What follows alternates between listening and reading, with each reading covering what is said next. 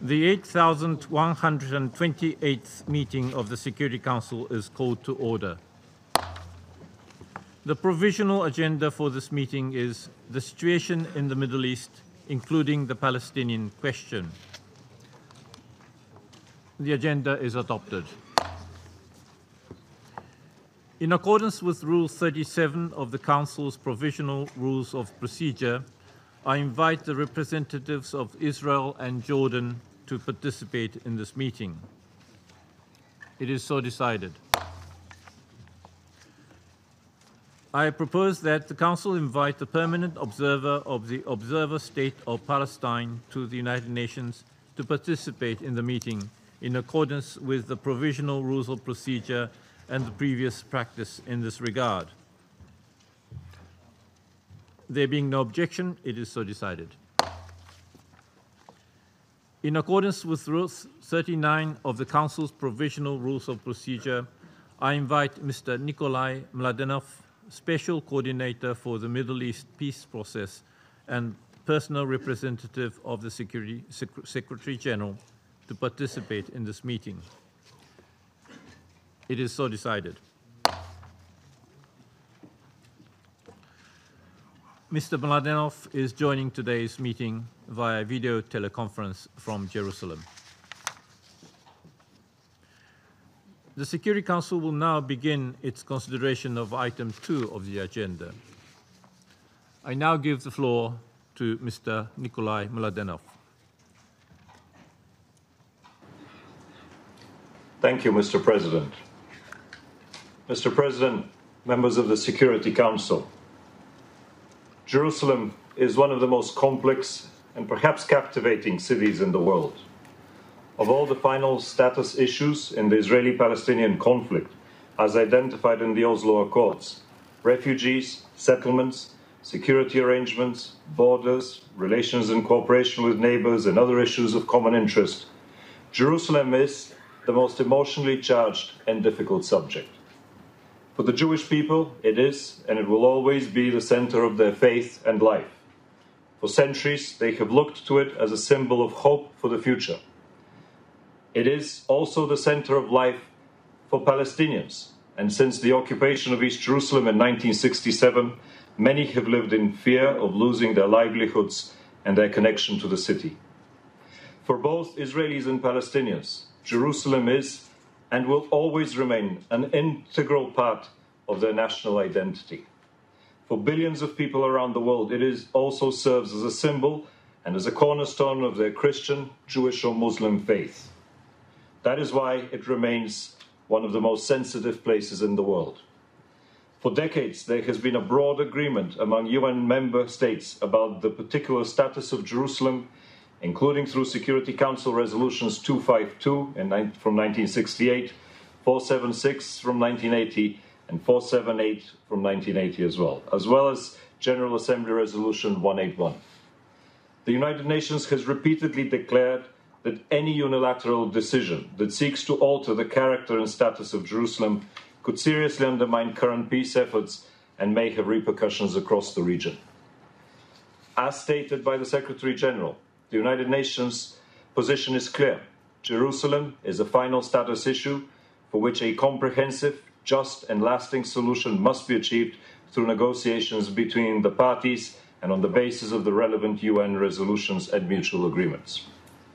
Mr. President, on December 6th, US President Donald Trump announced that the United States recognizes Jerusalem as the capital of the State of Israel.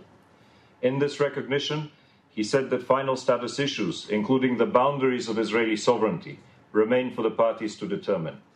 He made clear his commitment to advance peace between Israelis and Palestinians and called for the status quo in the holy places to be respected. The announcement also signaled the start of preparations to move the US Embassy from Tel Aviv to Jerusalem, while renewing a 6-month waiver for which the embassy remains in Tel Aviv. Without doubt, this decision has been widely welcomed in Israel. It has also caused much anger among Palestinians and anxiety across the Middle East and beyond. Palestinian President Abbas condemned the move and stressed that the United States has withdrawn from its role as a mediator in the process. He warned of the potential consequences for security and stability in the region and underlined the need for immediate work towards national reconciliation. Hamas described the proclamation of an attack as an attack against the Palestinian people and called on the PLO to withdraw its recognition of Israel. In Israel, Prime Minister Netanyahu thanked President Trump for the decision. He reaffirmed his commitment to maintaining the status quo at the holy sites, while President Rivlin said that Jerusalem is not an obstacle to peace. Mr. President, I'm particularly concerned about the potential risk of violent escalation. In anticipation of the U.S. decision, Palestinian factions called for 3 days of rage to take place from 6th to 8th of December. Some called for December 8th to be the start of a new uprising or intifada. Since the decision, we have seen widespread demonstrations and violent clashes between Palestinian protesters and Israeli security forces throughout the occupied West Bank, including East Jerusalem and Gaza. According to OCHA, at least one Palestinian was killed and more than 140 have been injured. There have also been protests in Arab cities and villages within Israel, as well as cities around the region and beyond, from Lebanon and Jordan to Malaysia and Bangladesh. On December 7th, 6 rockets were reportedly fired from Gaza towards Israel. All but one landed short without causing damage or injury. The Israeli Defense Forces responded by shelling a Hamas military installation in the Strip and bombing another one from the air, causing damage but no injuries. Mr. President, we continue to follow developments on the ground very closely. We all understand and respect the symbolic, religious, and emotional charge that Jerusalem holds for people across the region and beyond. Nevertheless, I urge all political, religious, and community leaders to refrain from provocative action and rhetoric that can lead to escalation. And I call on all to exercise restraint and engage in dialogue. It is now more important than ever that we preserve the prospects for peace. It will be ordinary Israelis and Palestinians, their families, their children, who will ultimately have to live with the human costs and the suffering caused by further violence. It is they who will look to their leaders to find the strength and the will to achieve a just, a comprehensive peace that addresses all final status issues, that ends the occupation of Palestinian territory that started in 1967, and then brings security and stability to both Israelis and Palestinians. Mr. President, the United Nations remains strongly committed to supporting all efforts towards a negotiated two-state solution. This is the only way to achieve the legitimate national aspirations of both Israelis and Palestinians. This point has been clearly reaffirmed by Secretary General Guterres, and I stress again his word. There is no plan B for the two-state solution. Palestinian and Israeli leaders, but also the international community, have an important responsibility to advance peace efforts to this end. Only through constructive dialogue can we hope to achieve peace, and I call on all parties to remain engaged. Mr. President, today we stand at another critical moment in the long-running history of this conflict, where we are yet to see if the prospects of peace can be preserved and advanced. It is up to all of us in the international community, just as much it is up to Israeli and Palestinian leaders, to urgently advance a just and lasting resolution of this conflict. The Secretary General has been clear that realizing a two-state solution with Jerusalem as the capital of Israel and Palestine is the only way that such a vision can be achieved. I have warned many times in the past, Mr. President, and I will do so again today. If the Israeli-Palestinian conflict is not resolved in line with relevant UN resolutions and in a manner that meets the legitimate national aspirations of both peoples, it risks being engulfed into the vortex of religious radicalism that has taken over the Middle East. There is a serious risk today that we may see a chain of unilateral actions which can only push us further away from achieving our shared goal of peace. It will be critical in the coming days that leaders demonstrate their wisdom and make all efforts to reduce the rhetoric, prevent incitement, and rein in radical elements. In its report in 2016, the Middle East Quartet called for steps to reverse negative trends that undermine the two-state solution, so as to build the conditions necessary for successful final status negotiations. Today, that call remains as valid as ever. I urge the international community to fulfill its historic responsibility to support the parties in achieving peace and a comprehensive agreement.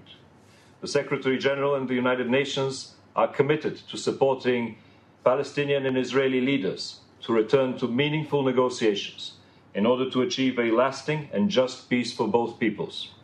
We remain deeply committed to working with the parties and with our international and regional partners to realize this objective. Thank you. I thank Mr. Mladenov for his briefing. I now give the floor to the members of the Security Council. I give the floor to the representative of Sweden. Thank you very much, Mr. President, for organizing this emergency meeting, and thank you to the Special Coordinator Nikolai Mladenov for his very clear briefing. We have requested today's meeting together with 7 other members of this Council: Bolivia, Egypt, France, Italy, Senegal, the UK, and Uruguay. Sweden took this step due to the repercussions that the statement made by the US President Donald Trump on Jerusalem on 6 December will have. We clearly disagree with the recognition of Jerusalem as the capital of Israel and with the plan for a move of the US Embassy to Jerusalem for a number of reasons, which I will now outline. Mr. President, firstly, it contradicts international law and UN Security Council resolutions.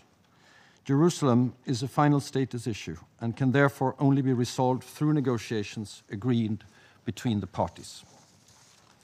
Already in 1947, the UN attributed to Jerusalem a special legal and political status as corpus separatum. In 1980, when Israel attempted to declare Jerusalem its capital, this council stated in Resolution 478 that this was a violation of international law. The Council further declared that attempts to change the character and status of Jerusalem were null and void, and called upon all states to accept this decision, as well as to withdraw their missions from Jerusalem. All states, up to now, abided by the Council's call. It was only 1 year ago that this Council, again, in Resolution 2334, stated that, and I quote, "It will not recognize any changes to the pre-1967 lines, including with regard to Jerusalem, other than those agreed by the parties through negotiations." End of quote. The European Union has a clear position on Jerusalem, which explains why all EU member states on this Council were united in requesting today's meeting. We consider Jerusalem to be the future capital of 2 states. We have never recognized Israel's annexation of East Jerusalem, and we thus consider it part of occupied territory. And we believe that the future status, as I said, of Jerusalem can only be resolved through negotiations. The statement by the US President goes against the plea of many friends of the United States and Israel.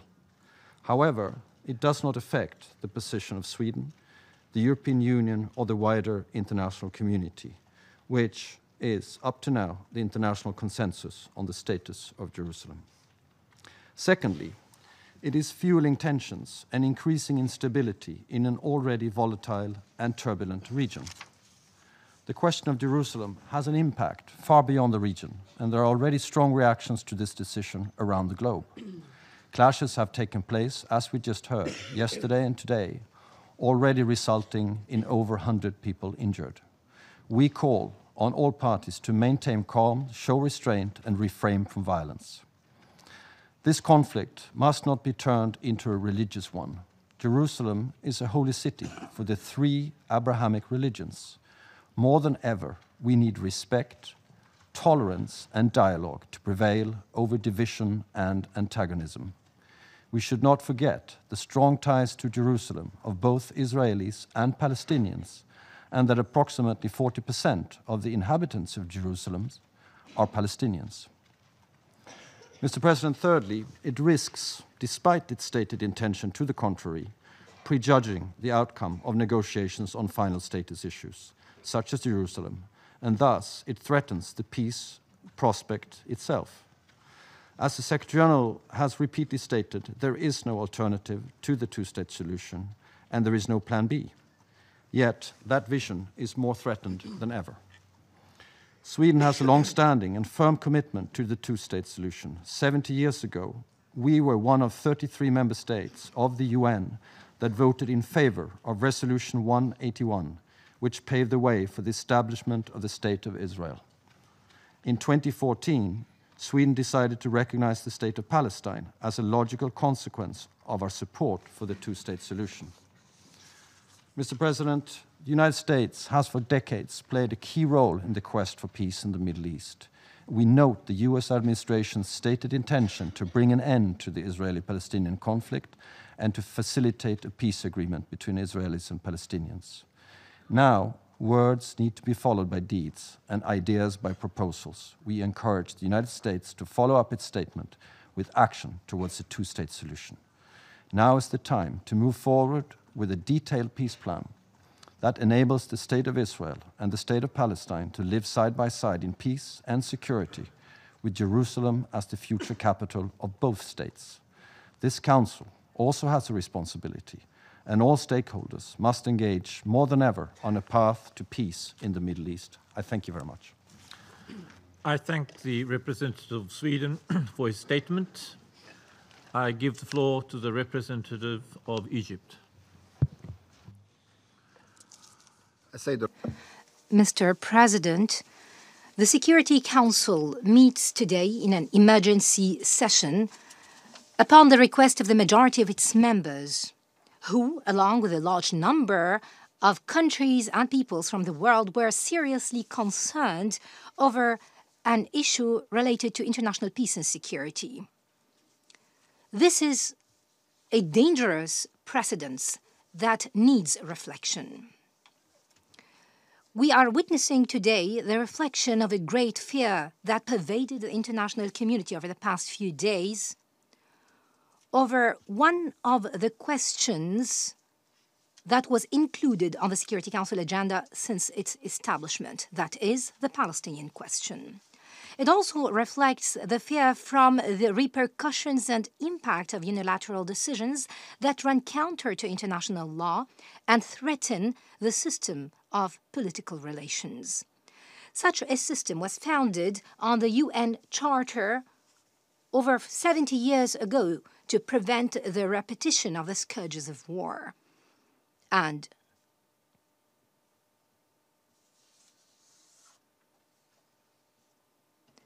to ensure regulating relations among peoples in an era supposedly that takes into consideration the fundamental rights of peoples on equal basis.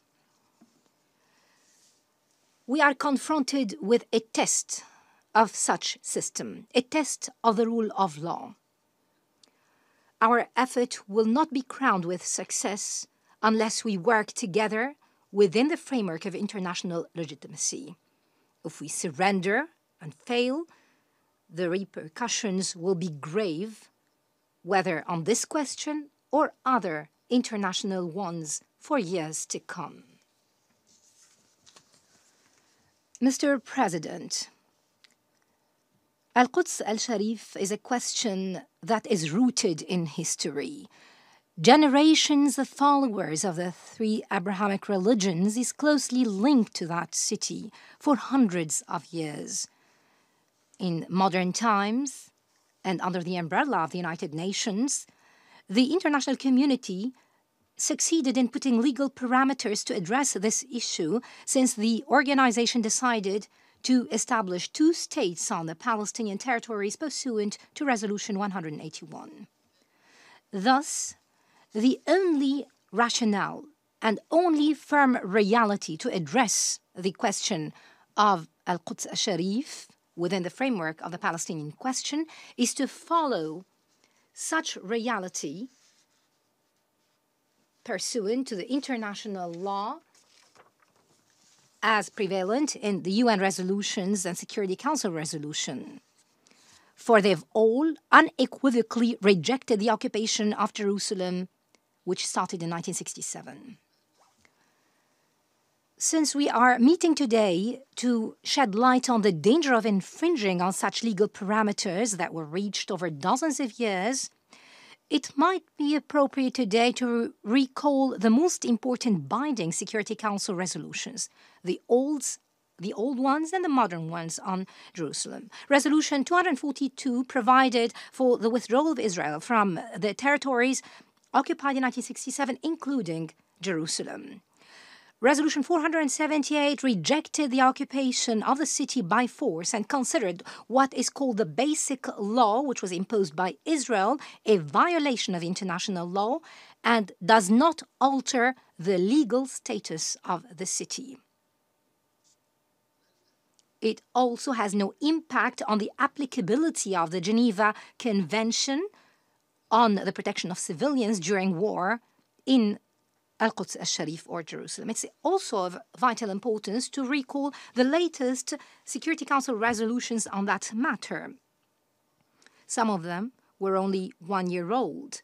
We're referring here to Resolution 2334, which reaffirmed that the Security Council does not recognize any alteration of the 4th of June 1967 lines, including Al-Quds al-Sharif, unless it's a result of negotiations between the two parties. Moreover, Resolution 478 called for the withdrawal of all diplomatic missions from Jerusalem, since the international community does not recognize it as the capital of Israel. Resolution 2334 requested clearly all countries to differentiate between Israeli territories and the territories occupied in 1967, including Jerusalem. Mr. President, these are the resolutions of the Security Council with concerted substance for dozens of years and until this very day. It is considered the law that governs the status of Jerusalem. These are the binding Security Council resolutions, which all countries have pledged, according to the UN Charter, to implement it and abide by it to maintain international peace and security. These are the Security Council resolutions that represent the only reality and logic on Al-Quds al-Sharif. Proceeding from the above, the Arab Republic of Egypt denounces the U.S. decision to recognize Jerusalem as the capital of the State of Israel and to move its embassy to Jerusalem. We also declare our rejection to any implications thereof. We'd also like to stress that such unilateral decisions is a violation of international legitimacy, and thus it has no impact on the legal status of the city of Jerusalem, since it is a city under occupation. And it is not permissible legally to take any action that would alter the status quo in the city. As explained, and as is well known to all concerning the highly sensitive nature of the question of Jerusalem, we would like to express our serious concern from the potential repercussions of such a decision on the stability in the region, since it will ignite Muslim and Arab peoples due to the great spiritual, cultural, and historical standing of the city of Jerusalem in the Arab and Muslim hearts.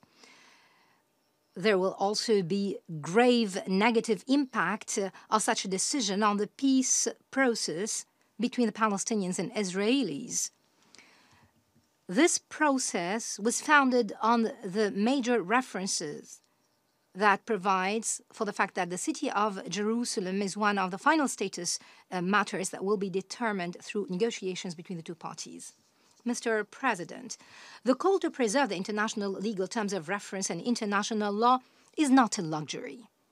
especially in a region that is struck by conflicts and a world subjected to huge challenges. We're in no need for further unjustified chaos. This is a call that takes into account what's clear before our eyes, the huge danger faced in case of the deterioration of the international legal system. Thus, we reaffirm once again that the status of Jerusalem, as defined by Security Council resolutions as a city under occupation, will not change and has not changed unless the parties agreed upon that issue through negotiations. We call upon UN agencies to face the emerging challenges on the Palestinian question in a way that maintains the inalienable rights of the Palestinian people, including the right to establish an independent state along the 4th of June 1967 lines, with East Jerusalem as its capital. Egypt will always uphold its pledge to reach a fair, just, and durable peace in the region based on the parameters of international legitimacy. Thank you, Mr. President. Thank the representative of Egypt for his statement. I now give the floor to the representative of the United Kingdom. Thank you, Mr. President, both for giving me the floor and for scheduling this important meeting. Nikolai, thank you for your briefing, in particular for your unequivocal support for the two-state solution and for your warnings against unilateral measures that jeopardize the prospect of a sustainable peace for Israelis and Palestinians. From the outset, I would like to make clear that the United Kingdom's position on the status of Jerusalem is clear and long-standing. It should be determined through a negotiated settlement between the Israelis and the Palestinians, and Jerusalem should ultimately be the shared capital of the Israeli and Palestinian states. In line with relevant Security Council resolutions, including 242, 478, and 2334, we regard East Jerusalem as part of the occupied Palestinian territories. We therefore disagree with the US decision to move its embassy to Jerusalem and unilaterally to recognize Jerusalem as the capital of Israel before a final status agreement. These decisions are unhelpful to the prospects for peace in the region, a name that I know all of us in this Council remain committed to. The British Embassy to Israel is based in Tel Aviv, and we have no plans to move it. Mr. President, we share President Trump's desire to bring an end to this conflict. We welcome his commitment to a two-state solution negotiated between the parties. We note his clear acknowledgement of the importance of the final status of Jerusalem, including the sovereign boundaries within the city, which must be subject to negotiations between the parties. We remain committed to an Israeli-Palestinian peace agreement that is based on 1967 borders, with agreed and equal land swaps, reflecting both parties' national and religious interests, and with Jerusalem as the shared capital of an Israeli and Palestinian state. This outcome must be determined through a final status agreement and a just, fair, agreed, and realistic settlement for refugees that is demographically compatible with the principle of two states for two peoples. Mr. President, we recognize that Jerusalem holds huge significance and holiness for Jews, Muslims, and Christians. We reiterate the fundamental necessity of maintaining the status quo at the holy sites, in particular the Temple Mount Haram al-Sharif, and we welcome President Trump's call on the parties to maintain that status quo. Access and religious rights of both peoples must be respected. We value Jordan's important role as custodian of the holy sites and remain fully supportive of their efforts to maintain calm. We are deeply concerned by continued developments on the ground that undermine the prospects for a two-state solution. As the Quartet has made clear, settlement construction and expansion, particularly in East Jerusalem, is a significant barrier to achieving that solution. Terrorism and incitement to violence constitute another crucial barrier. We will continue to press the parties to refrain from actions which make a viable peace more difficult to achieve. A just and lasting resolution to end the occupation and deliver peace for both Israelis and Palestinians is long overdue. Recent developments demonstrate the urgency of progress towards peace. Today, I reaffirm our strong support for renewed peace negotiations between the Israelis and Palestinians as soon as possible. These should be supported by the international community and should result in a safe and secure Israel living alongside a viable and sovereign Palestinian state. We welcome the UN Secretary-General's intent to do everything in his power to support the Israeli and Palestinian leaders to return to meaningful negotiations and to realize this vision of a lasting peace for both peoples. We strongly encourage the US administration to bring forward detailed proposals for an Israeli-Palestinian settlement. The UK will also do everything we can to support progress and achieve the vision of a lasting peace. To have the best chances of success, the peace process must be conducted in an atmosphere free from violence. We call on all parties to maintain calm and work together in a spirit of commitment to this common enterprise. On Jerusalem specifically, peace efforts need to take account of the people, not just the land and the holy sites. There are more than 320,000 Palestinians in East Jerusalem. The vast majority are permanent residents whose permits can be revoked at any point. If they move away from the city, Israel often does not allow them back. If they marry, they face obstacles in bringing their spouses. If they apply for Israeli citizenship, and most do not, a high proportion of applications are rejected. Their status must not be forgotten in any peace effort. Mr. President, if all parties can truly take bold steps in the spirit of compromise, I have no doubt that an agreement can finally be reached. This is the only way to ensure the long-term security that Israelis deserve and the statehood and end to the occupation that Palestinians are calling out for. This is what both peoples ought to have.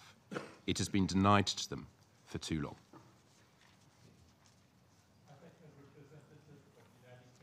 Statement. I now give the floor to the representative of France. Mr. President, at the outset, I would like to thank the Special Coordinator for his statement. The status of Jerusalem has been subject of specific Security Council resolutions, and in this regard, it is of concern to the whole of the international community, as was recalled yesterday by the President of France, Mr. Emmanuel Macron. For this reason, together with a number of partners, France adopted an initiative to call this Security Council meeting.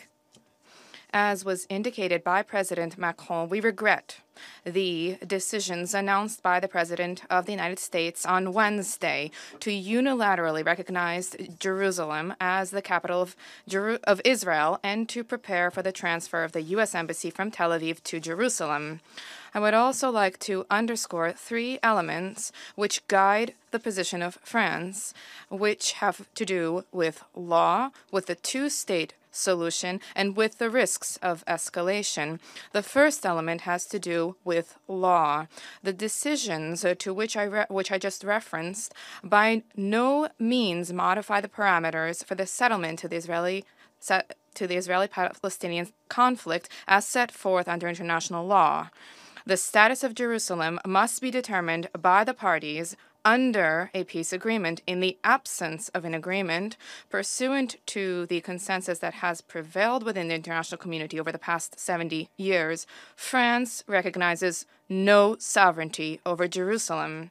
Therefore, in the wake of the June 1967 conflict, we did not recognize the annexation of East Jerusalem. This, in the eyes of international law, is part of the occupied territories. In 1980, nor did we recognize the unilateral actions undertaken by Israel concerning Jerusalem. The Security Council adopted resolutions 476 and 478 prior to and following the adoption of the Israeli Basic Law, entitled Jerusalem, Capital of Israel. These resolutions, inter alia, enshrine two principles. The first principle is that any measure to alter the status of Jerusalem and to alter the geographic, demographic, and historic characteristics of the city is deemed to be null and void and must be abandoned. The second principle set forth in said resolutions is that all United Nations member states who establish diplomatic missions in Jerusalem must withdraw them from the city, and this is what took place subsequent to Resolution 478 without any exemption. Lastly, a little under a year ago, the adoption by this Council of Resolution 2334 was a reminder that no modification of the 1967 borders other than one agreed upon by the parties will be acknowledged by the international community, including in Jerusalem. It is henceforth incumbent upon the United States to specify how President Trump's 6 December announcement aligns with this common legal foundation upon which all peace efforts are based.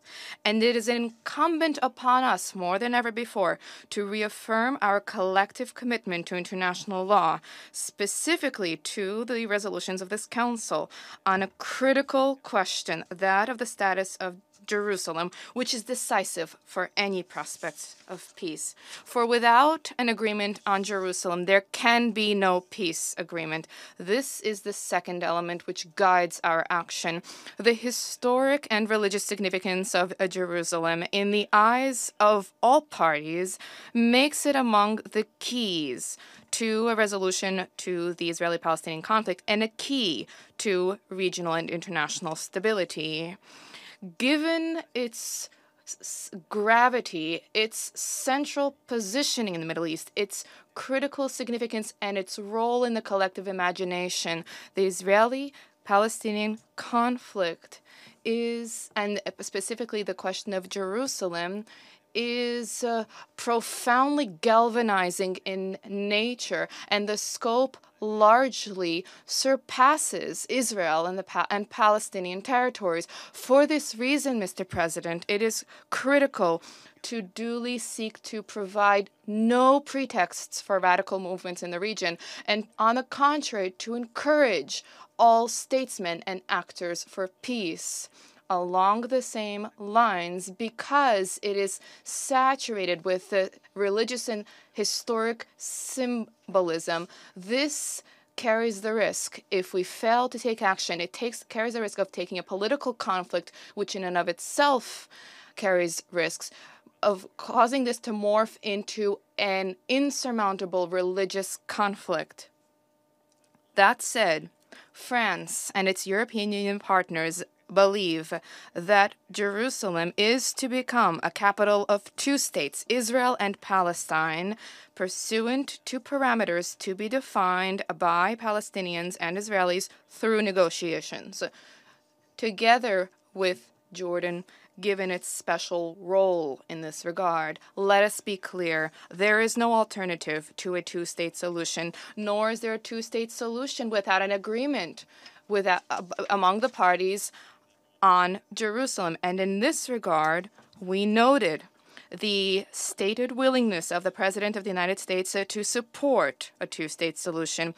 We cherish the hope that this will pave the way to bringing the United States back into the fold of international consensus.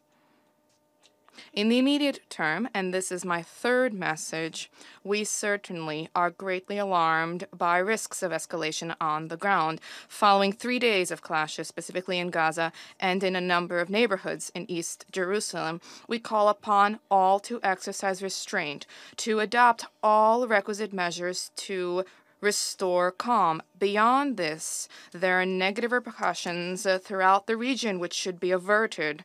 We call upon all regional actors to refrain from fueling tensions and to contribute to pacification. Sir, France is a friend of the Palestinians. We are a friend of the Israelis as well. For this reason, we seek to speak truth by calling upon them to return to the negotiating table. Indeed, there is no shortcut in the difficult path towards peace. This requires negotiations and respect for the other. As the question of Jerusalem is among the keys to the Middle East, it is more important than ever before to recall our collective commitment to conservation of international position on the specific status of those cities. At stake is respect for international law and the legitimate rights of each of the parties. At stake is the legitimacy of the Security Council. At stake is the conservation of the two-state solution. In all of these regards, Mr. President, ladies and gentlemen, dear friends, you may count upon the consistent and resolute support of France. Thank you. I thank the representative of France for his statement. I now give the floor to the representative of the plurinational state of Bolivia. Muchas gracias. Thank you very much, Mr. President. Given the announcements made by the President of the United States on his unilateral recognition of Jerusalem as the capital of Israel and his decision to begin the work of moving his embassy to that city, 8 delegations in the Council has requested that the President convene this emergency session. The non-aligned movement has taken a stance on this matter. The African Union, the Arab League, and a series of other member states have made statements that ratify the importance of the matter before us. Bolivia indicates clearly and unequivocally what its position is. Not only is this unilateral move against international law, but it also undermines the possibility of fair and lasting peace to be achieved between Israel and Palestine. This decision is extremely damaging. It is irresponsible because it further exacerbates the already unstable situation in the Middle East. In addition to running counter to the Charter of the United Nations, Security Council resolutions, and General Assembly resolutions, this decision will impact not only Israelis and Palestinians, but the entire region. It will be exploited by extremists, and it will feed the violence of radicals. Mr. President, also, this unilateral decision affects the multicultural and multi-religious identity of Jerusalem. Pope Francisco expressed it as thus, and I quote, "I cannot silence my deep-seated concern for the situation that has been created in recent days, and at the same time address a pressing call, an urgent call for all to respect the status quo in keeping with the relevant resolutions of the United Nations. Jerusalem is a unique city, holy for the Jews, the Christians, and the Muslims, who revere in it their respective holy sites and religions, and it has a special vocation for peace." I end quote. Mr. President, we would express our firm commitment to all international efforts geared to a peaceful solution to the Israeli-Palestinian dispute and conflict. And in this regard, we support, of course, all initiatives such as the Quartet Roadmap, the Madrid Principles, the Arab Peace Initiative, and others, which are set forth as guarantees for lasting and fair peace so that both peoples can live within recognized and secure borders. Bolivia is convinced that the only alternative to resolve this conflict is the two-state solution, with a free, sovereign, and independent Palestinian state with international borders of before 1967, with East Jerusalem as its capital, in keeping with the relevant Security Council resolutions, as well as those of the General Assembly. Mr. President, it's necessary to recall here that while there are two parties to this conflict, they are not playing on a level playing field. One state, Israel, is the occupying power. The other, Palestine, is an occupied people. There is historical and unavoidable, unhideable inequality. One uses force to occupy the territory of the other. One party has built a wall, which, based on the advisory opinion of the National Court of Justice, is a violation of international law. One of the parties builds illegal settlements in the territory of the other. One of the parties forcibly displaces civilians, confiscates land, demolishes homes, and moves settlers into settlements that were illegally built. One of the parties imposes a blockade on Gaza with terrible consequences, restricting access to basic services. One party has created a situation where 5 million Palestinian refugees exist. One party takes over the water resources and farmlands of the other. One party has imposed a brutal military campaign against the other. One of the parties commits very grave human rights violations and would be perpetrators of war crimes. One is responsible for the forced displacement of Palestinian civilians. One of the parties, Mr. President, is in breach of its international commitments and is in breach of the General Assembly and Security Council resolutions. Mr. President, this is the result of the most prolonged military occupation in modern history. In recent world days and months, settlements have increased exponentially. There has been an institutionalization of an economic, political, and legal and social system which is based on discrimination. This situation takes us further away from the two-state solution. Mr. President, we have to ask, how is it that this situation is taking place in the 21st century? How is it that the resolutions of this council have been violated, not just with regard to Jerusalem, but in the conflict in general? We must acknowledge that the calls for dialogue and negotiations are insufficient. The Security Council must bear its responsibility to take decisions and measures. Otherwise, the Security Council will become an occupied territory. And this chamber will have to add itself to the long list of settlements by the occupying power, and it will once again prove our irrelevance in this area. Bolivia demands the end of occupation, demands the end of the breach of international law and the settlements and occupation of Jerusalem and the entire Palestinian territory. Thank you.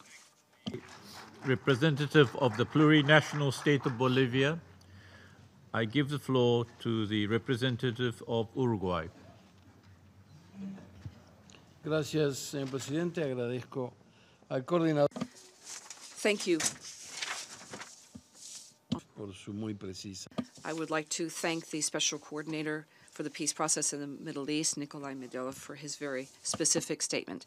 The political, historical, religious relevance of Jerusalem for Israel and Palestine, but also for all the faithful of Christian, Jews, and Muslim faiths around the world, because these are holy sites for them, has been the reason why this city received a special status. Yesterday, a communique was issued by my government, and I'd like to read it, and it says, the government of Uruguay reaffirms its support to Resolution 181 of 1947 of the General Assembly, which established the creation of a Jewish state and an Arab state in the Palestinian territory, with Jerusalem as corpus separatum, subject to a special international regime. We also express the government's commitment to Resolution 478 of the Security Council. In this regard, the Uruguayan government expresses its concern and disagreement with the decision taken by the government of the United States that does not contribute to the necessary climate of peace and mutual respect in order to bring about a fair, complete, and lasting solution in the Middle East, end of quote. Mr. President, Uruguay voted in favor of Resolution 181 of the General Assembly and reaffirms, once again, the special status of the city of Jerusalem, in keeping with all the resolutions of the General Assembly and this Security Council. As conveyed yesterday by Secretary General Antonio Guterres, the ultimate status of Jerusalem is still a matter to be resolved. Therefore, the sovereignty and limits of Jerusalem should be agreed upon by Israel and Palestine in bilateral negotiations. Uruguay reaffirms, as it has done since 1947, Palestine and Israel's right to live in peace within safe borders that are internationally recognized, in an environment of renewed cooperation and free of any threat or act that would break the peace. The two-state solution continues to be the only viable solution to put an end to this conflict. And it's necessary to reinitiate bilateral negotiations directly as soon as possible in order to grapple with all the pending issues and find a fair, lasting, peaceful solution.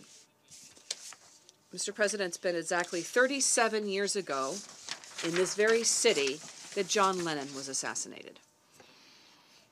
One of his most famous songs, sung by Lennon, a pacifist, a well-known pacifist, that he imagined a world where mankind could live in peace, sharing the whole planet without any reason to kill or die. Mr. President, Lennon was a dreamer, but he wasn't the only one. Hopefully, one day, his dream will become a reality. Thank you, sir. Representative of Uruguay for his statement. I now give the floor to the representative of Italy. Thank you, Mr. President. And I'd like, first of all, to thank Mr. Mladenov for his briefing. I also would like to welcome the continued personal engagement of the Secretary General on this issue. Mr. President, following the recent declaration on Jerusalem by the President of the United States, Italy joined other 7 members of the Security Council in requesting this meeting. Italy's position on Jerusalem remains unchanged. It continues to be consistent with that expressed by the European Union and with the international consensus based on the relevant United Nations resolutions. We believe that the status of Jerusalem as the future capital of 2 states needs to be negotiated between Israel and Palestine within the framework of a peace process that will eventually lead to the establishment of 2 states living side by side in peace and security, taking into account the legitimate concerns and aspirations of both parties. Until that moment, Italy will continue to abide by the relevant United Nations resolutions and will maintain its embassy to Israel in Tel Aviv. We are, of course, now very concerned by the risk of unrest and tensions in the region.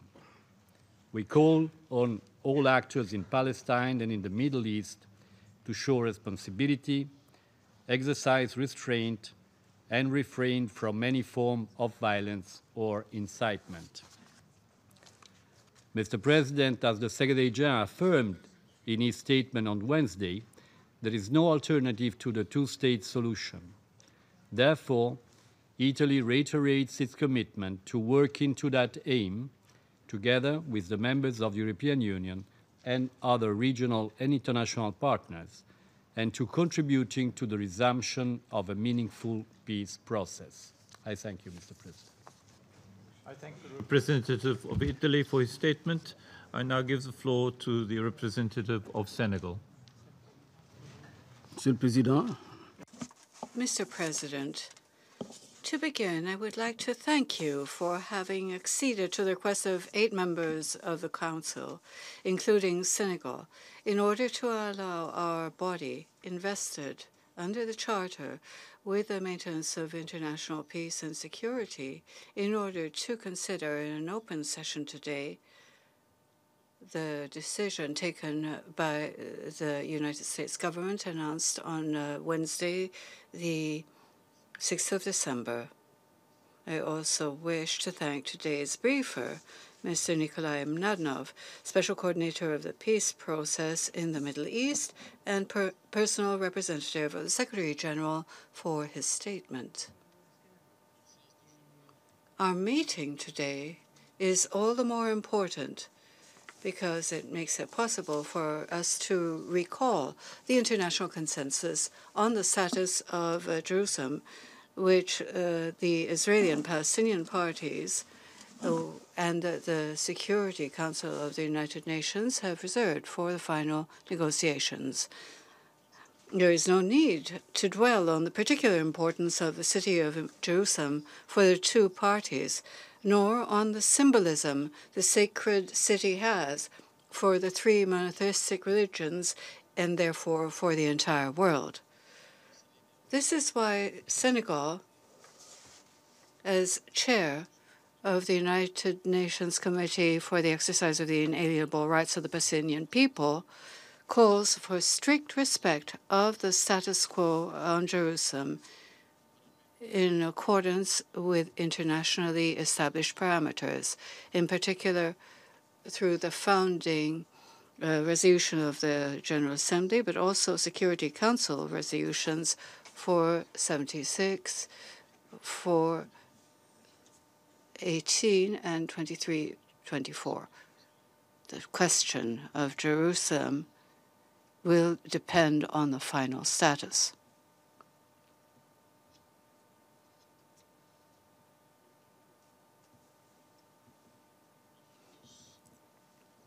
We must all work to bring back a climate of peace, bearing in mind the violence in July in the sacred sites, which unfortunately led to Palestinian, Israeli, and Jordanian victims. This is an unfortunate potential result of the American decision.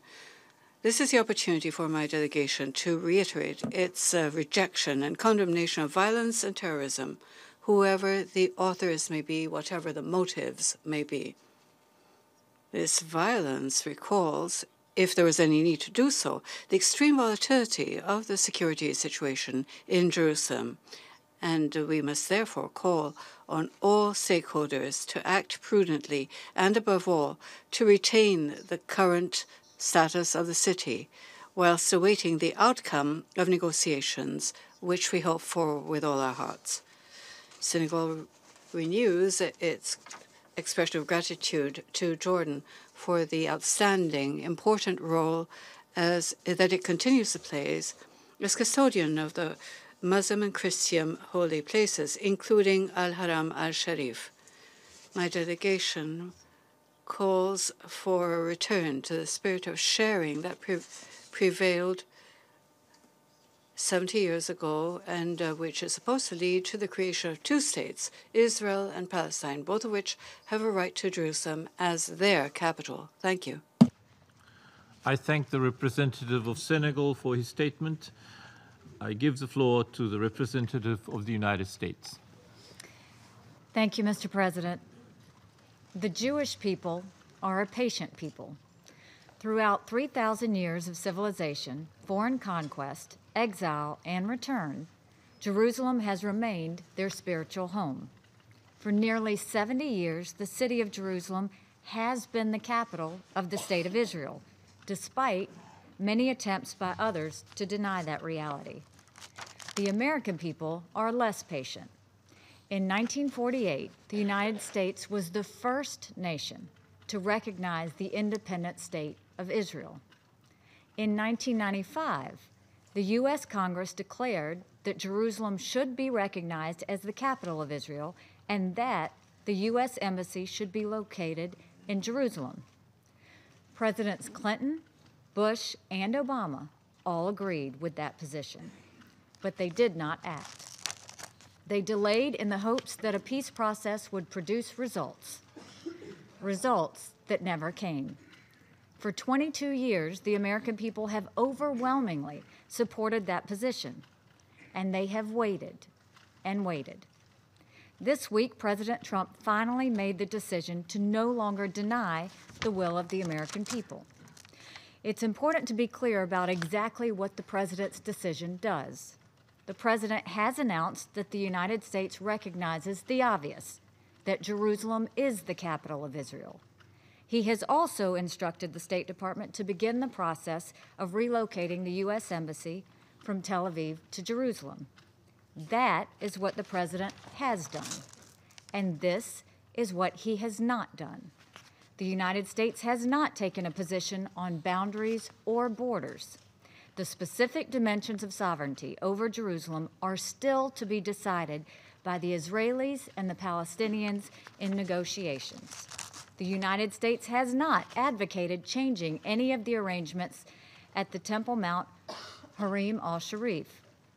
The President specifically called for maintaining the status quo at the holy sites. Finally, and critically, the United States is not predetermining final status issues. We remain committed to achieving a lasting peace agreement. We support a two-state solution if agreed to by the parties. Those are the facts of what was said and done this week. Now there are a few more points that are central to the discussion of this issue. Israel, like all nations, has the right to determine its capital city. Jerusalem is the home of Israel's parliament, president, prime minister, Supreme Court, and many of its ministries. It is simple common sense that foreign embassies be located there. In virtually every country in the world, U.S. embassies are located in the host country's capital city. Israel should be no different. The United States took this step in full knowledge that it will raise questions and concerns. Our actions are intended to help advance the cause of peace. We must recognize that peace is advanced, not set back, when all parties are honest with each other. Our actions reflected an honest assessment of reality. I understand the concern members have in calling this session. Change is hard, but we should never doubt what the truth can do. We should never doubt that when we face the truth, believe in the human spirit, and encourage each other, that peace can happen. To those who have good faith concerns about the future of peace between the Israelis and the Palestinians, let me again assure you that the President and this administration remain committed to the peace process. To those who do not act in good faith, to any person, leader, country, or terrorist group that uses this week's decision as a pretext for violence, you are only showing yourselves to be unfit partners of peace. Finally, I will not let this moment pass without a comment about the United Nations itself. Over many years, the United Nations has outrageously been of the world's foremost centers of hostility towards Israel. The UN has done much more damage to the prospects for Middle East peace than to advance them. We will not be a party to that. The United States no longer stands by when Israel is unfairly attacked in the United Nations. And the United States will not be lectured to by countries that lack any credibility when it comes to treating both Israelis and Palestinians fairly. It is no coincidence that the historic peace agreements between Egypt and Israel and between Jordan and Israel were both signed on the White House lawn. If and when there's a historic peace agreement between Israelis and Palestinians, there's a good likelihood that it too will be signed on the White House lawn. Why is that? It's because the United States has credibility with both sides. Israel will never be, and should never be, bullied into an agreement by the United Nations or by any collection of countries that have proven their disregard for Israel's security. To my Palestinian brothers and sisters, I can tell you with complete confidence that the United States is deeply committed to achieving a peace agreement between the Israelis and the Palestinians. We have demonstrated that commitment over many years and with the investment of large quantities of financial resources and diplomatic energy. Sadly, peace between the two sides has not been achieved, but we will not give up. Our hand remains extended to you. We are more committed to the cause of Israeli-Palestinian peace today than we've ever been before, and we believe we might be closer to that goal than ever before. Both Israelis and Palestinians have very real stories to tell, painful stories of challenges, distrust, and destruction. But this conflict is not just about the past. It must not be about all of those painful stories. It must be about future generations. Palestinian and Israeli children both deserve a future of peace, one no more and no less than the other. When those children are grown, they should look back and look to this time when the parties genuinely negotiated for their sake. These Palestinian and Israeli children deserve to have hope of a brighter and more peaceful future.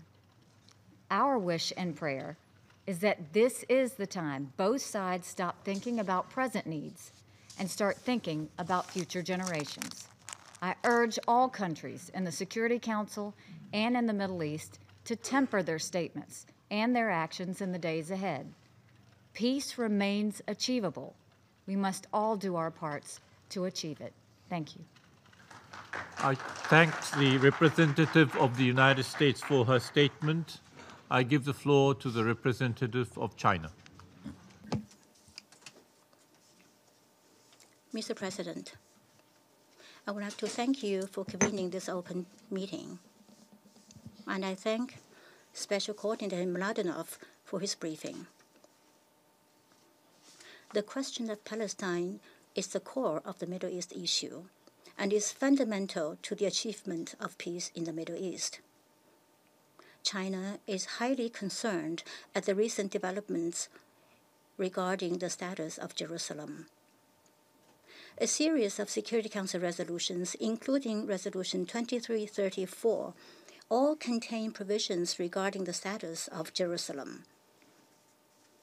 Any action of unilaterally changing the current status of Jerusalem will buffet the long-existing foundation for the settlement of the question of Palestine and will trigger new confrontations and conflicts in the region.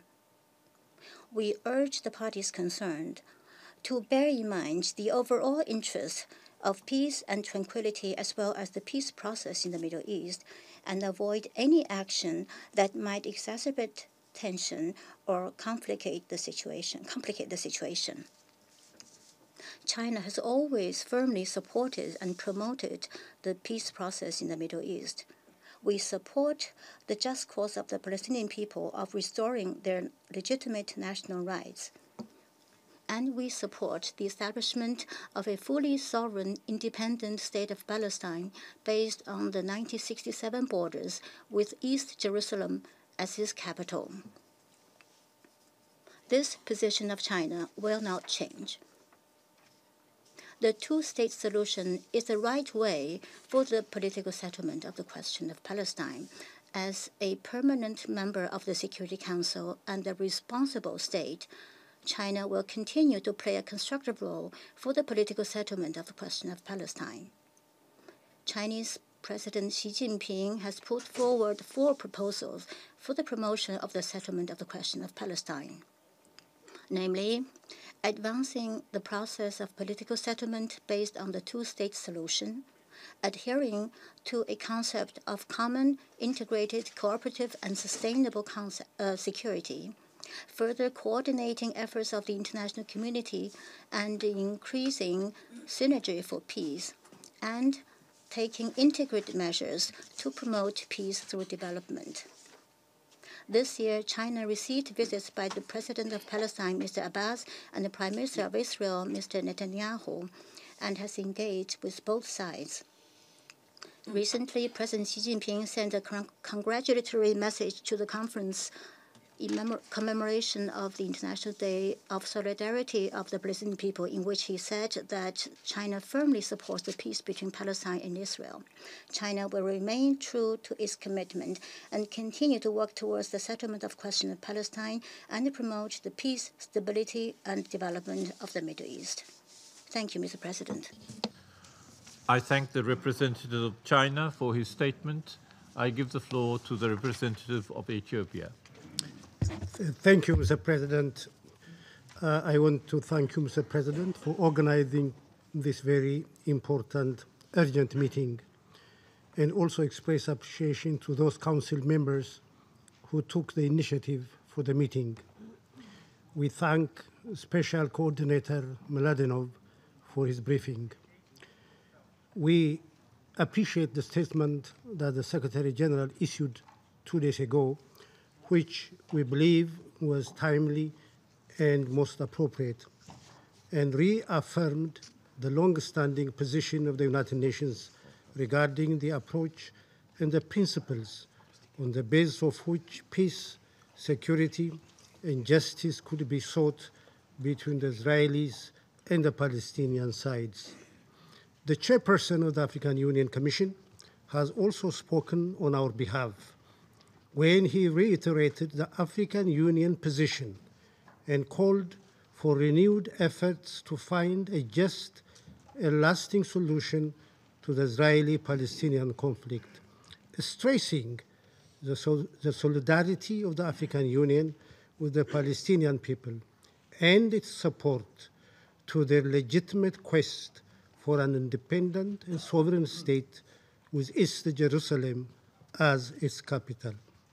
We are indeed very concerned by this latest development surrounding Jerusalem because unilateral measures concerning a place with so much historical, religious, and therefore emotional significance is bound to cause incalculable damage and undermine the hope for peace.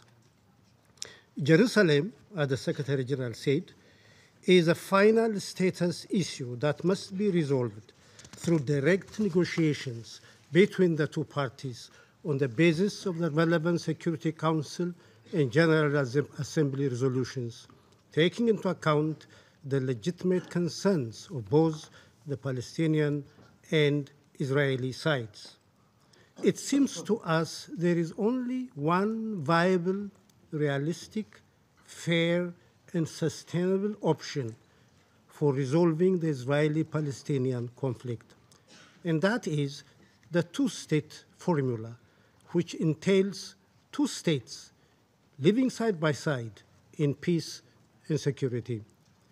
We are not aware of any other viable option which would accommodate the interests of both parties and also accord with the interests of the region for durable peace and security, while being consistent with the aspiration that people have for justice and fair play.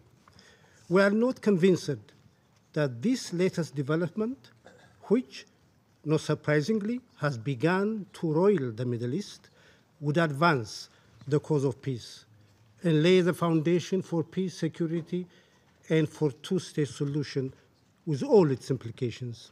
Obviously, the Middle East does not need all this, for it already has its fair share of insecurity and very complex challenges, which could affect not only the security of the region, but also that of the entire globe. That is why this latest development is so worrying and why it is so critical that ways and means are found to limit the damage that might be caused and try, no matter how difficult it might be, to save the two-state formula in a credible manner and in a way that goes beyond paying lip service. Many who still have had some hope despite the many hurdles have already begun to show signs of despair and hopelessness. We all know, and life experience has shown so many times, that when those who seek moderate solutions are deprived of space and their credibility is destroyed, the results are never salutary. That is one way of inadvertently opening the floodgate for extremism and terrorism. That is to say, the implications of this latest development is so huge.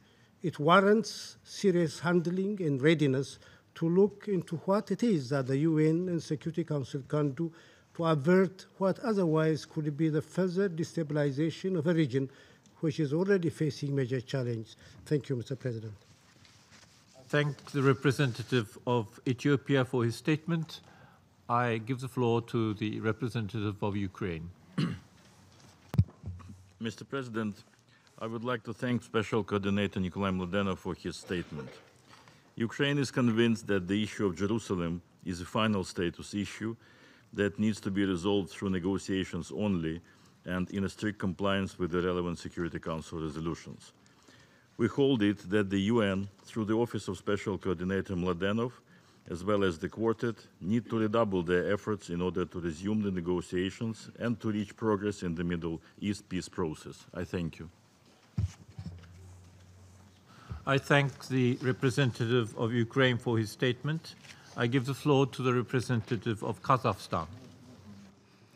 Mr. President, we express our appreciation to Nikolai Mladenov for his briefing and to the delegations of Bolivia, Egypt, Italy, Senegal, Sweden, the UK and Uruguay for requesting this session about the status of Jerusalem.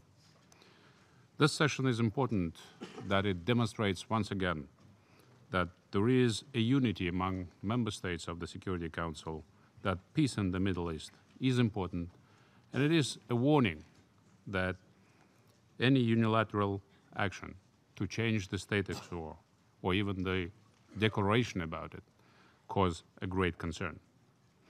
Kazakhstan's position on the Middle East peace process remains unchanged. Maintain the historical status quo in accordance with the previously reached international agreements.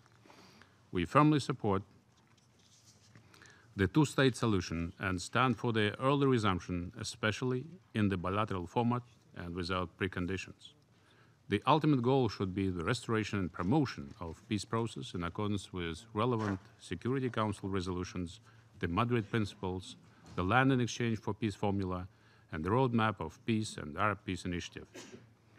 We stress once again that there is no alternative to the two-state solution.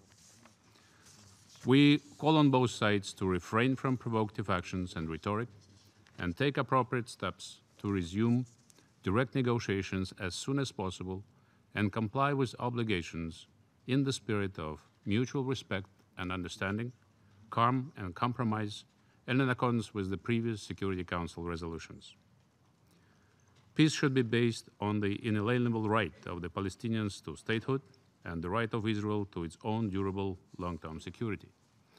It is necessary to begin negotiations on each existing problem with a view to reach agreement on pending issues and giving them a so-called final status. Only such an approach would lead to the adoption of a basic treaty.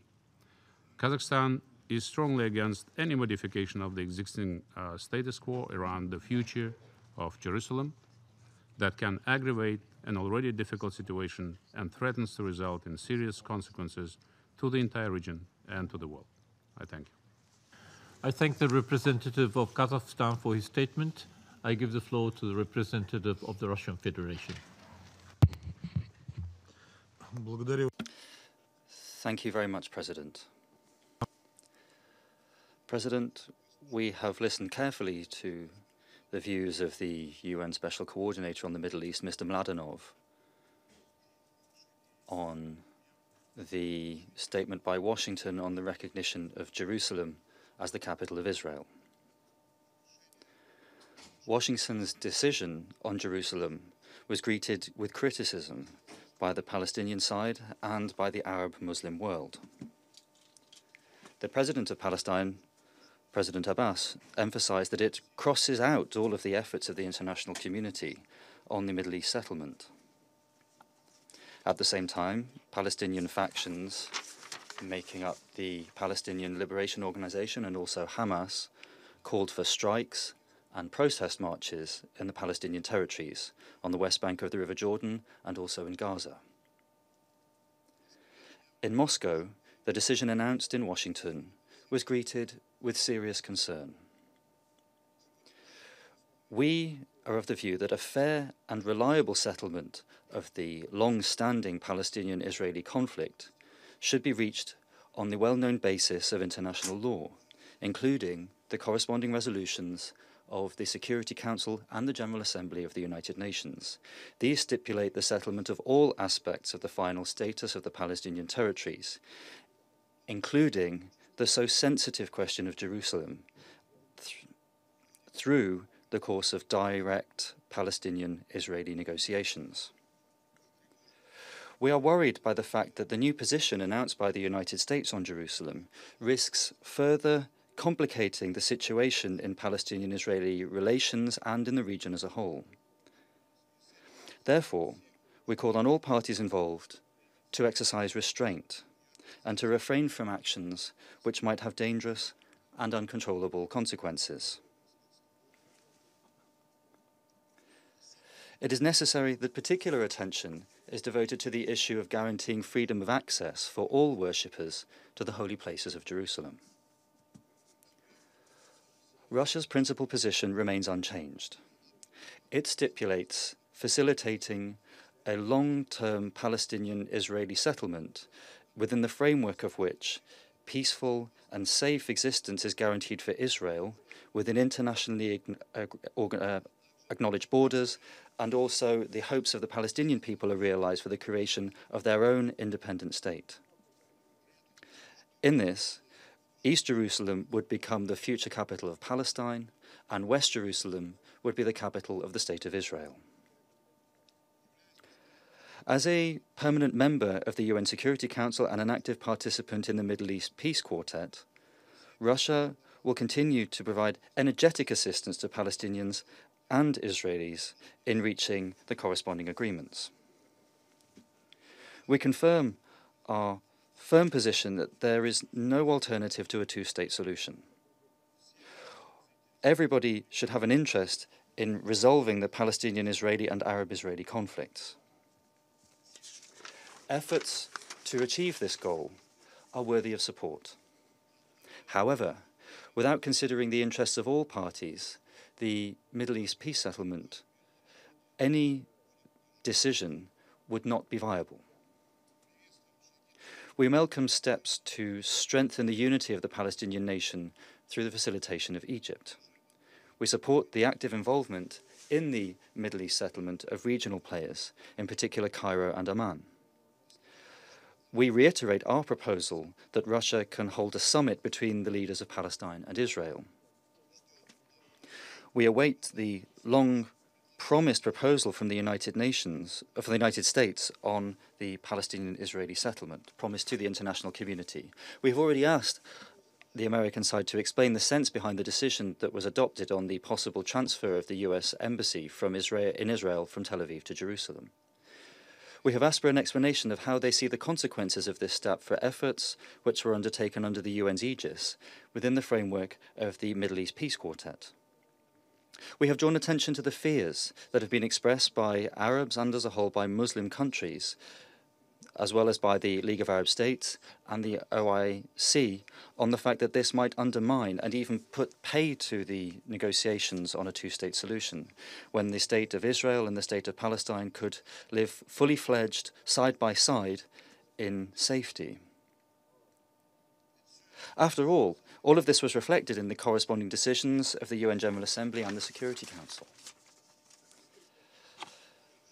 President, in these conditions, it is as important as ever before to relaunch a sensible political process targeted at achieving a final and sustainable Palestinian-Israeli settlement on the basis of a two-state solution.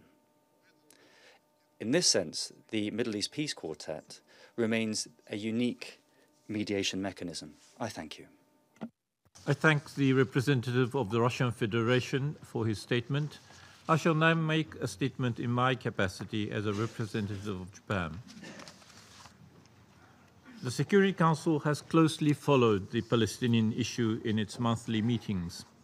I thank Mr. Mladenov for his update, and Japan shares his assessment of the alarming situation surrounding the peace process. Japan's position remains unchanged. Japan supports a two-state solution based on relevant UN Security Council resolutions, the Madrid Principles, the Quartet Roadmap, the agreements previously reached by the parties, and the Arab Peace Initiative. The final status of Jerusalem is a part of a range of issues that should be resolved through negotiations on the basis of the parameters I have just mentioned. President Trump reaffirmed his strong commitment to facilitating a lasting peace agreement and his support for a two-state solution in his announcement 2 days ago. Japan appreciates this strong commitment and support. Japan also notes well the importance of the President's clear acknowledgement that the final status of Jerusalem, including the sovereign boundaries within the city, must be subject to negotiation between the parties. The United States should continue to play an important role in advancing peace. Japan is concerned that the US announcement could lead to worsening of the environment surrounding the Middle East peace process or the deterioration of the situation of the wider Middle East region. Japan took note of the Secretary General's statement 2 days ago on Middle East peace process and Mr. Mladenov's briefing today, calling against any unilateral measures that would jeopardize the prospect of peace. Japan has consistently reiterated this position in the context of the issues of settlements and violence. Japan is deeply worried about the heightening tension on the ground. At such times, cases of violence can easily snowball into larger crises. Japan has consistently stated that violence does not bring peace any closer. Japan calls upon the parties to maintain calm and act in the interest of peace, not violence. Against this backdrop, efforts to create an environment conducive to peace are all the more important. We have seen various initiatives and proposals by different parties to bring both sides closer to a meaningful negotiations. Their implementation is key, and Japan calls upon both Israelis and Palestinians to sincerely engage in these initiatives and take the opportunities for peace. Japan, for its part, will support efforts to bring peace in the Middle East by facilitating confidence building and economic development of Palestine. We are committed to working with our partners in the international community to uphold a two-state solution under which Israel and the future independent Palestinian state live side by side in peace, prosperity, and security. I resume my function as President of the Council. I now give the floor to the permanent observer of the Observer State of Palestine. Mr. President, I thank Japan in its capacity as Security Council President for its leadership and in convening of this emergency meeting. I also express our gratitude to the 8 members of the Council, Egypt, Bolivia, France, Italy, Senegal, Sweden, the United Kingdom, and Uruguay, that requested this meeting as a matter of urgency following recent alarming developments regarding Jerusalem. We also thank Special Representative and Special Coordinator Nikolai Mladenov for his briefing to the Council and thank the Secretary General for his statement in this regard. Mr. President, before I deliver the rest of my statement in English, let me say the following words in Arabic. From this podium, I would like to commend our great Palestinian people who defend Jerusalem today in its neighborhoods, streets, and places of worships. I would like to commend those at the gate of Amud and in all the villages and Palestinian camps and all over the world. I would like to commend the honorable who support and defend international law, our rights, and the resolutions of the Security Council. Those who call for, and we support them, they call for the U.S. administration to withdraw its illegal decision, irresponsible decision, its provocative decision that has absolutely no meaning except pleasing the occupying power of Israel so that it will continue its arrogance, its injustice, and its defiance of international law. I would like to thank the 14 members of this council for their principled positions and legal positions towards Jerusalem. We come before the Security Council today with a sense of urgency. We urge the Council to act swiftly to uphold its charter duties and the integrity and authority of its resolutions in light of the violations and the provocations against Jerusalem's legal, political, and historic status and the Palestinian people's rights and legitimate national aspirations.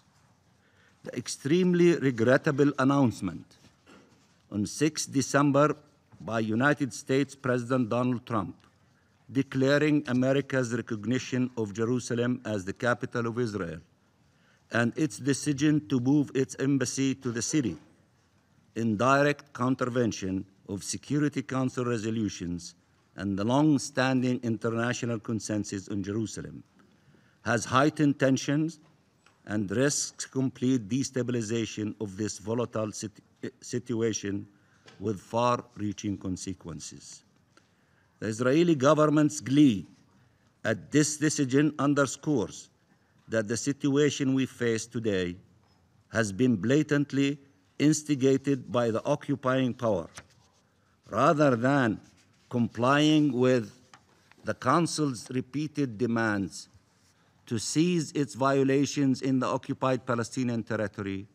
The Israeli Prime Minister and his government have persisted with these crimes and with their insistent bullying of world leaders to endorse Israelis' illegal policies and practices in the city and to even join it in the attempts to destroy the two-state solution on the pre-1967 lines, including by altering and undermining Jerusalem's legal status, character, and demography, along with that of the rest of the occupied territory in grave breach of international law and the relevant United Nations resolutions.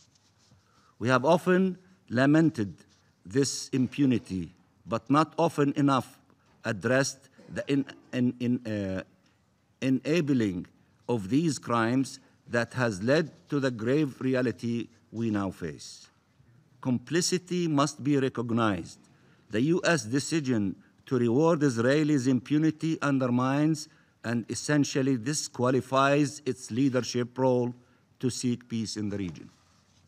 Indeed, the resounding rejection of this provocative decision by the world leaders is indicative of the injection of all such illegal policies and measures and of the immense concerns regarding the dangerous implications of this decision, including on the prospects for peace and security in the region and beyond.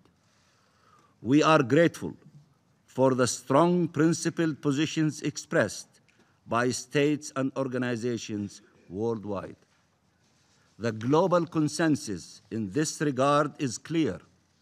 International law and the relevant Security Council resolutions, including inter alia, Resolution 478 of 1980, and Resolution 2334 of 2016, must be upheld and respected. The status of Jerusalem cannot be unilaterally altered or determined by any state, and this decision by the U.S. should be reconsidered and rescinded.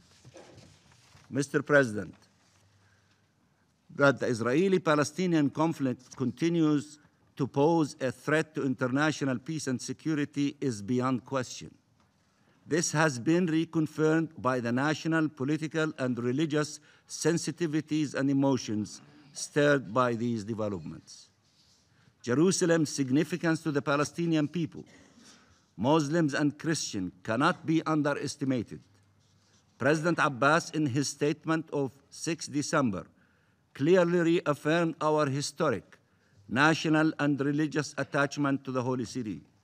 His declaration, along with those by Palestinian officials and millions of Palestinian citizens, should leave no question that Jerusalem is a matter of priority and a red line for Palestinians. There can be no just and lasting solution to the Palestine question without a just solution to the question of Jerusalem. Jerusalem has long been the heart of Palestine, and always will be. Jerusalem's significance to all Arabs and Muslims worldwide also cannot be underestimated. It is the first Qibla, and Al-Haram al-Sharif is the third holiest sanctuary in Islam. The historic status quo at Al-Haram al-Sharif must be fully respected and preserved, as repeatedly called for the Arab and Muslim nations and by the international community as a whole, as reflected in the resolutions of this Council and the General Assembly. We recognize the Hashemite Kingdom of Jordan and its special role and efforts in this regard as custodian of the holy sites in Jerusalem. And the clarity and strength of statements made in recent days, a profound backlash against this irresponsible unilateral decision, reaffirm the legitimate concerns and interests of the international community in the question of Jerusalem.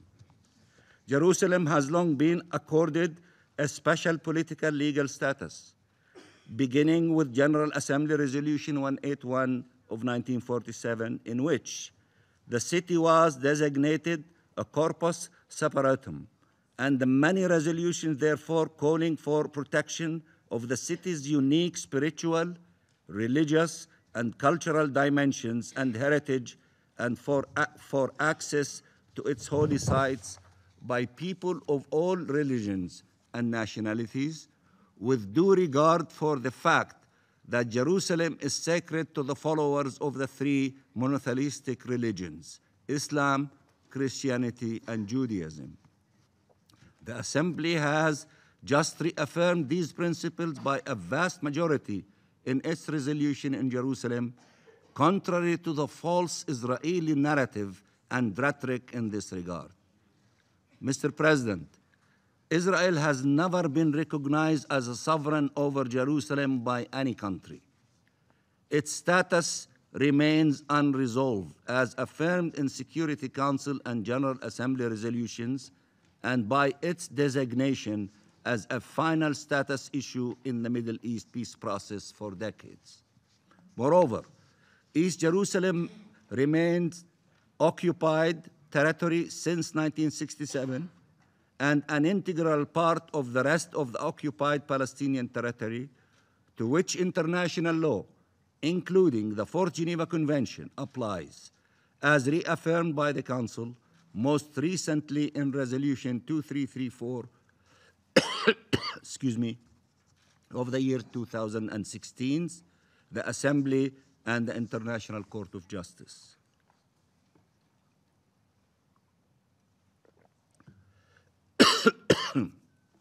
We recall the Council's resolutions in Jerusalem, including, inter alia, Resolutions 476 of 1980 and 478 of 1980, and the clear determination that, and I quote, all legislative and demonstrative measures and actions taken by Israel, the occupying power which purport to alter the character and status of the holy city of Jerusalem, have no legal validity and constitute a flagrant violation of the Fourth Geneva Convention, and are null and void and must be rescinded forthwith.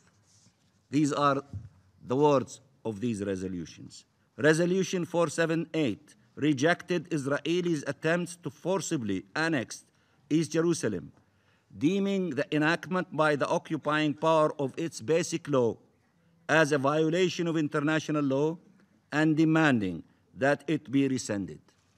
The Council further specifically called on all member states to accept its decision not to recognize the basic law and any other such actions seeking to alter the character and status of Jerusalem, and directly called on, and I quote, those states that have established diplomatic missions at Jerusalem to withdraw such missions from the holy city, end of quotation. In Resolution 2334, the Council unequivocally affirmed that, and I quote, it will not recognize any changes to the 4th of June 1967 lines, including with regard to Jerusalem, other than those agreed by the parties through negotiations." End of quotation. The U.S. decision cannot change these facts. I repeat, the U.S. decision cannot change these facts. Actions contrary to the Security Council resolutions do not have any legal effect and cannot change the applicability of international law to this situation, including the prohibition on the acquisition of territory by force. The occupied territory of the State of Palestine, encompassing the West Bank, including East Jerusalem and the Gaza Strip, is an established legal and political fact. No policy announcement can change that reality, nor can it negate the rights of the Palestinian people as per international law and the relevant UN resolutions. Mr. President, the Security Council must reaffirm its clear position on Jerusalem's status and affirm its rejection of all violations by whomever and whenever. Security Council resolutions remain fully valid and must be implemented. These resolutions are the key to peace. The very negative messages sent by this reckless action to our people, that our conviction in international law and the international system, our patience and perseverance, our endless pursuit of peace and good faith cooperation with all peace initiatives, no less our historic, painful compromise for peace based on the two-state solution, have all been to no avail, and that those who play by the rules will lose, while those who trample the law will win. Must be redressed. The Council must act to restore the Palestinian people's belief in international law as the most viable path, the realization of our rights and freedom, to restore our belief that peace is impossible, and to ensure that not another generation will suffer this grave injustice. Repeatedly warned by President Abbas, the Council must also act to avert further exacerbation of religious sensitivities, which threaten to transform this solvable political territorial conflict into a never-ending religious war that will only be exploited by extremists, fueling more radicalism, violence, terrorism, and strife in the region and elsewhere. We call on the Council to denounce the recent decision on Jerusalem and to act responsibly and asserts its authority in the efforts to resolve the Israeli-Palestinian conflict. We will work with partners, with all of you, in pursuit of a resolution by the Security Council, and believe that Article 27, subsection 3 of the Charter should be invoked and applicable in this regard. We call again on the United States to rescind this decision and rectify this serious matter in conformity with relevant resolutions and in a manner that will salvage the prospects for a peaceful solution and ensure, sooner than later, a future of peace, security, prosperity, and dignity for both the Palestinian and Israeli peoples. In line with the relevant resolutions, we call on all states not to recognize the unlawful situation resulting from Israelis' illegal measures, not to recognize such unilateral decisions, and to act accordingly in all of their policies and actions, including vis-à-vis Israelis' illegal settlement colonization of our land. We also call on those states that have not recognized the State of Palestine with East Jerusalem as its capital on the basis of the pre-1967 borders to do so as a matter of urgency and as an investment in peace. Such a practical step would be accorded with the long-standing international consensus and their own declared commitments regarding the two-state solution. Considering recent developments, this would also represent an important contribution to salvaging peace prospects, pushing back against actions that undermine the efforts to achieve a just and lasting solution based on the relevant UN resolutions, the Madrid principles, including the principle of land for peace and the 2002 Arab Peace Initiative. We call yet again for collective peace efforts. In Resolution 2334, the Council urged the intensification and acceleration of international and regional diplomatic efforts aimed at achieving without delay a comprehensive, just and lasting peace in the Middle East. It is high time for all concerned parties to mobilize such efforts. From now on, it has to be a collective process, whether in the Security Council, by the Quartet plus, it has to be collective, because one party to dominate the process did not lead to success. It led to what we noticed 2 days ago. We cannot continue repeating the same failed formula and mistakes of the peace process of decades past. It is clear that only a collective effort can resolve this prolonged conflict.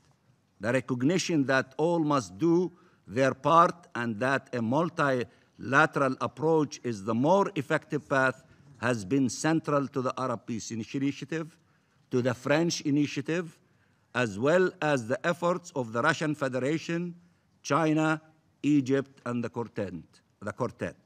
It is urgent to expand upon and accelerate those efforts.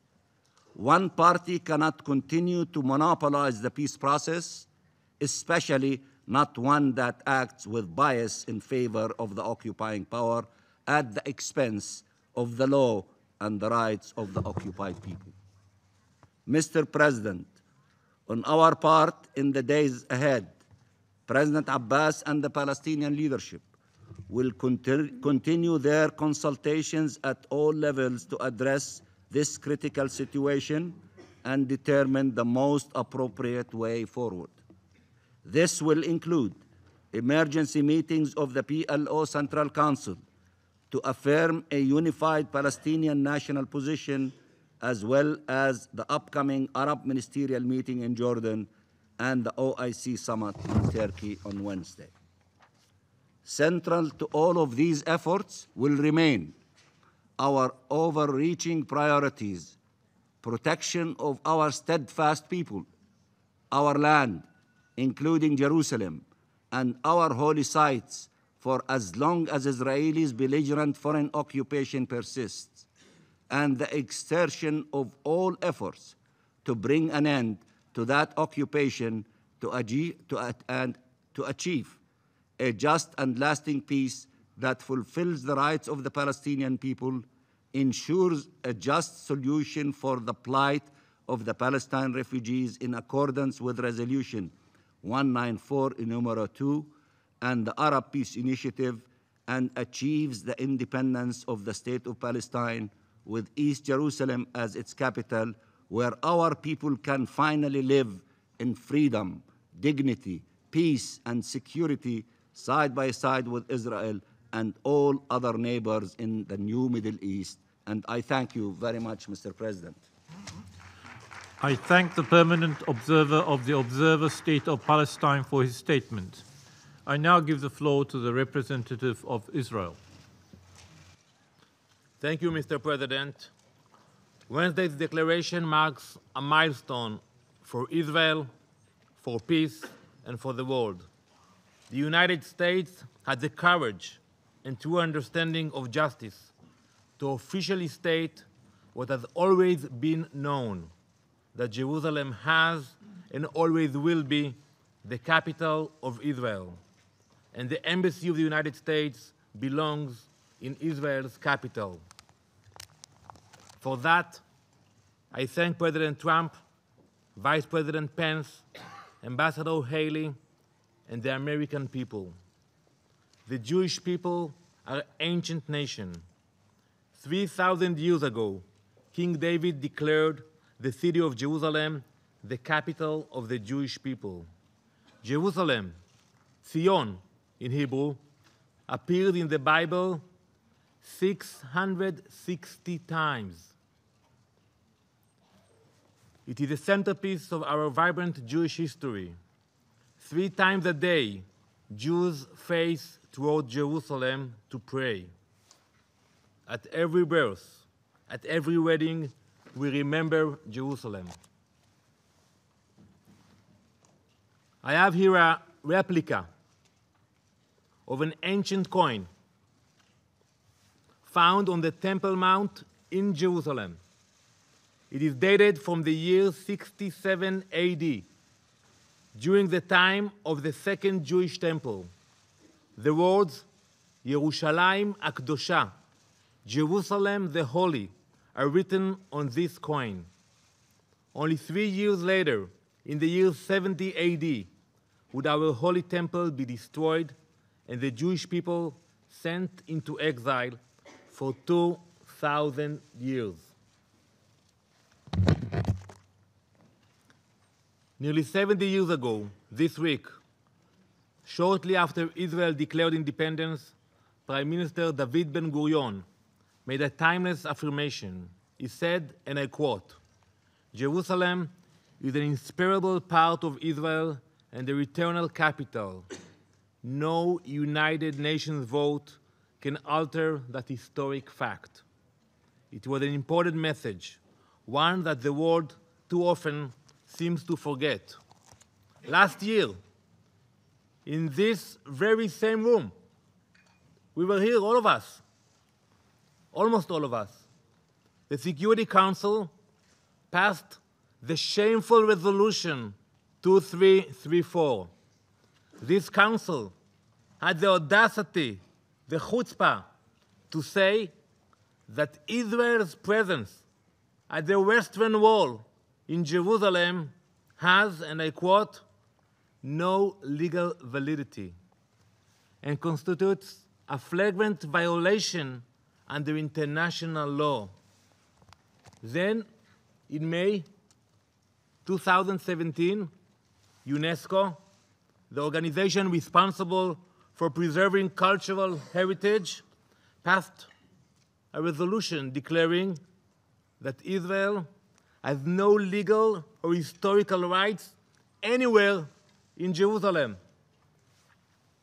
It was one historical wrong after another. That is why President Trump's decision was so important. The United States had the courage and the sound moral judgment to right these historic wrongs. They recognized Jerusalem as the capital of the State of Israel. Middle Eastern capitals are not known for tolerance. They are not known for freedom of religion, but not in Israel. Jerusalem, under a sovereign Israel, is more free and more open to people of all religions than at any other time in history. In Jerusalem, all people practice their religions freely.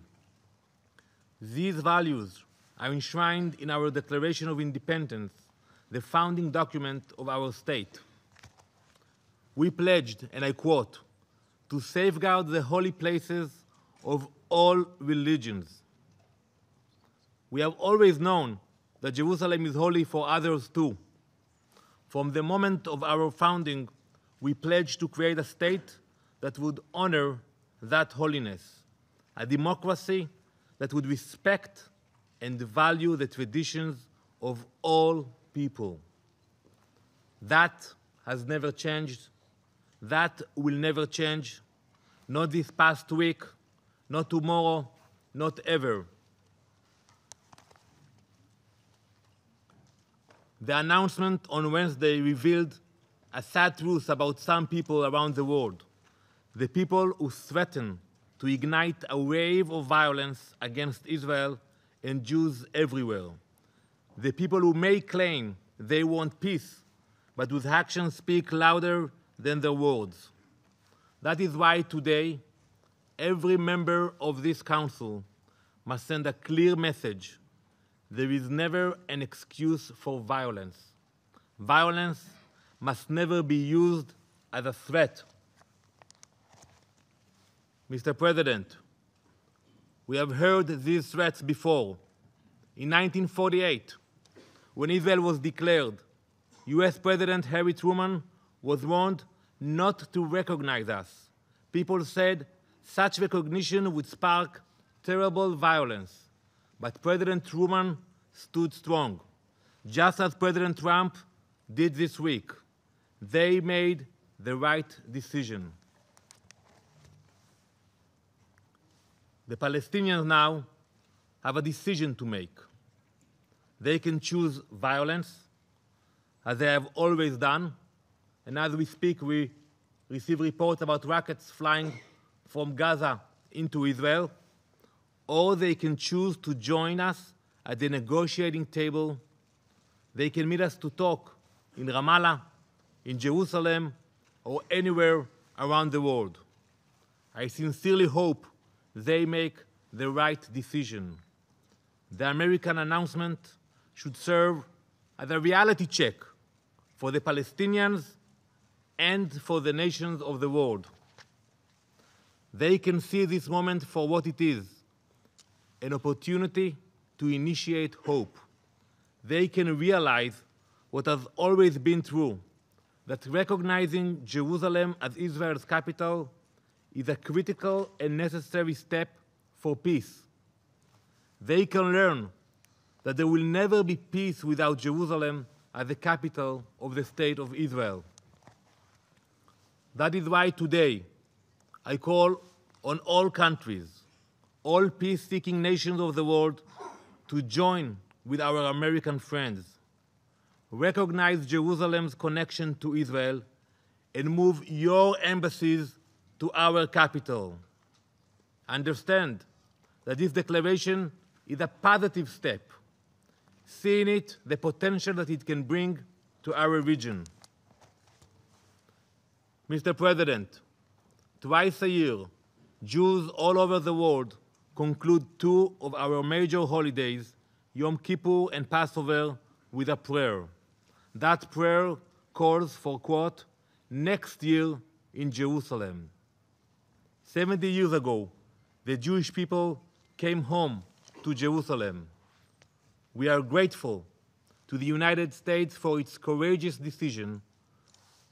We call on all the nations of the world to join us this year in Jerusalem, the capital of the State of Israel. Lashana Abaa B'Yerushalayim Abnuya. I thank you, Mr. President. I thank the representative of Israel for his statement. I now give the floor to the representative of Jordan. السيد الرئيس، اسمح لي في البداية أن أتقدم لكم بالشكر. Mr. President, allow me to begin by thanking you for having convened this emergency meeting in the very delicate circumstances which our region is passing through and which lead to a threat against international peace and security. I'd also like to thank Mr. Nicolai Mlano, Special Coordinator of the peace process, for his briefing, and I thank the members of the Security Council that called for this convening of this very important emergency meeting. The government of the Hashemite Kingdom of Jordan confirms that the decision taken by the United States administration on the 6th of December 2017, recognizing Jerusalem as the capital of Israel and transferring the United States Embassy there, is a violation of internationally legitimate resolutions and a transgression which of the resolutions confirming that Jerusalem is a final status issue. The kingdom believes that any unilateral decisions to build a new situation on the ground are null and void. This is why Jordan rejects this decision, which will exacerbate tensions, consolidate the Israeli position, and can even jeopardize the final status outcome, as well as inflaming emotions and confronting people of different religions against each other. We believe that this is the main cause of tension in the region, and there will be no security or stability without a settlement, bringing justice to the Palestinian people and satisfying their legitimate demands for an independent state with East Jerusalem as their capital. Jordan also confirms the importance and the need to intensify consultations to find a political horizon which will uproot the despair and aggression in the region. Jerusalem should be considered from the viewpoint of all three religions. We confirm once again that the issue of Jerusalem is a final status issue that is to be settled through a comprehensive settlement of the Palestinian-Israeli conflict, guaranteeing the existence of an independent Palestinian state with the borders of 4 June 1967. This is the only way of achieving security, stability, and peace in accordance with internationally legitimate resolutions. Mr. President, the U.S.'s recognition of Jerusalem as the capital of Israel has no validity under the law. All it does is perpetuate the occupation by Israel of the eastern part of the city. The relevant Security Council resolutions stipulate the non-recognition of Israeli occupation of Jerusalem, and it calls on member states that established embassies in Jerusalem to close them. And any modification by Israel of the legal nature and status of Jerusalem are null and void, as confirmed by the various Security Council resolutions, especially resolutions 476 and 418. We should stress here that the recognition of any status of Jerusalem as the capital of Israel can have no legal effect. Changing is the status of Jerusalem as occupied land, as determined by the General Assembly of the United Nations, the Security Council, and the advisory decision of the ICJ on the separation wall. It also confirms the illegality of the settlements and calls for a halt to any unilateral Israeli measures creating a new reality on the ground. We stress here the need for the United States to play their essential role as a neutral mediator to settle the conflict on the basis of the two-state solution, which is agreed upon by the entire world as the only way of settling this conflict and reaching a lasting peace. We confirm that the Hashemite Kingdom of Jordan will take all possible measures together with the international community in order to help achieve this settlement and realize the legitimate rights of our brotherly Palestinian people. Together with the Palestinian National Authority, we called for an emergency meeting with the League of Arab States at the ministerial level in Cairo tomorrow to condemn the U.S. decision and agree on a common mechanism to lighten the negative effects and contain the potential consequences. Jordan has also called for a holding of a meeting of the foreign ministers of the Organization of Islamic Cooperation in Istanbul. This will precede the summit for which Turkey called. This will be held next Wednesday in Istanbul rather than Sunday in Amman. His Majesty King Abdullah ibn al-Hussein and the guardian of the holy states in Al-Quds al-Sharif, or Jerusalem, under his leadership, we will continue our intensive diplomatic efforts on the regional level and continue to call on our brothers in the Palestinian Authority to push forward towards the putting to an end of the occupation and the creation of a Palestinian state and the protection of Jerusalem and its holy places for all religions as a priority, side by side or with Jordan. Thank you. There are no more names inscribed in the list of speakers. The meeting is adjourned.